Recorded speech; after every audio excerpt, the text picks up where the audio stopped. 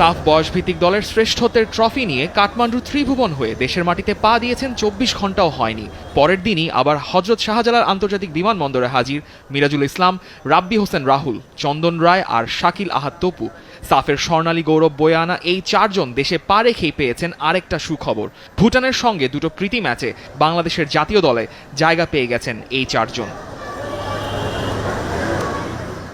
৭ এবং ১০ নম্বর জার্সিধারী ফুটবলারদের উপর আলাদা করে সবারই নজর থাকে, আর এই দুইজনের লিঙ্ক আপ যখন জমে হয় ক্ষীর, ফুটবলে সেটা হয়ে ওঠে একটা চমৎকার দৃশ্য।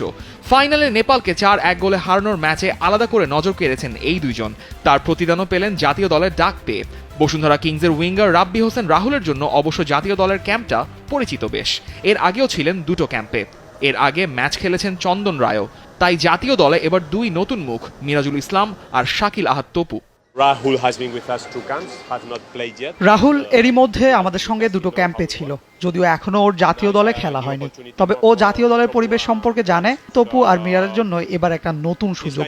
জাতীয় দলের পরিবেশ কিরকম, সিনিয়র প্লেয়ারদের সঙ্গে মানিয়ে নেওয়ার সুযোগটা এবার তারা পাবে। অনেক নতুন বিষয় তারা এখন শিখতে পারবে। তারা দীর্ঘ সময় ধরে অনুশীলন করেছে। পুরো সাফ টুর্নামেন্টে নেপালের সমুদ্রপৃষ্ঠ থেকে বেশ উচ্চতায় তারা খেলেছে এবং দুর্দান্ত করেছে।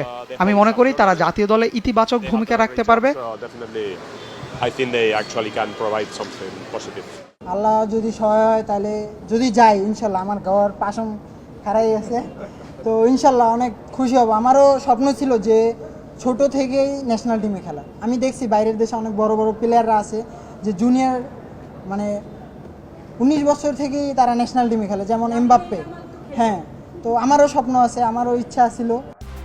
ভালো পারফরম্যান্সের প্রতিদান পাওয়া গুজবাম্পস হওয়ার মতোই ঘটনা বটে। সাফ টুর্নামেন্টের MVP টপ স্কোরার মিরাজুলের জাতীয় দলের ডাক পাওয়াটা ছিল সময়ের ব্যাপার মাত্র। তবে জাতীয় দল মানে নতুন চ্যালেঞ্জ। আগে লিগে খেলার আর সাফের অভিজ্ঞতা বাড়তি অ্যাডভান্টেজ দিবে মিরাজুলকে, মনে করেন বাংলাদেশের কোচ। পুরনো সেনানী রাহুল, রাকিব, ফাহিম, মোরসালিনের কাছেও আছে তার বাড়তি প্রত্যাশা। ও দারুণ করছে। গোল স্কোরিং সিচুয়েশনে মিরাজুলের ভূমিকা ভালো। বিসিএলেও ভালো করেছে, এর আগে এলিট একাডেমিতেও। বয়স ভিত্তিক দল থেকে জাতীয় দলে এসে মানিয়ে নেওয়াটাও ওর জন্য জরুরি। এটা ওর জন্য চ্যালেঞ্জিংও হবে। মিরাজের কাছ থেকে যেমন প্রত্যাশা রয়েছে, তেমনি রাহুল, রাকিব, ফাহিম, মোরসালিন সবার ব্যাপারেই আমরা আশাবাদী।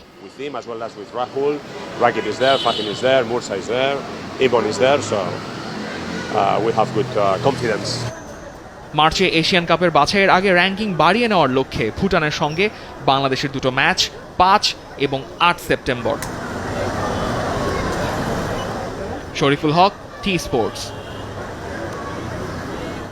For more updates, subscribe to our YouTube channel and click on the bell icon. Follow us on Facebook and Instagram. Download T-Sports app to enjoy exciting games and highlights. Visit tsports.com.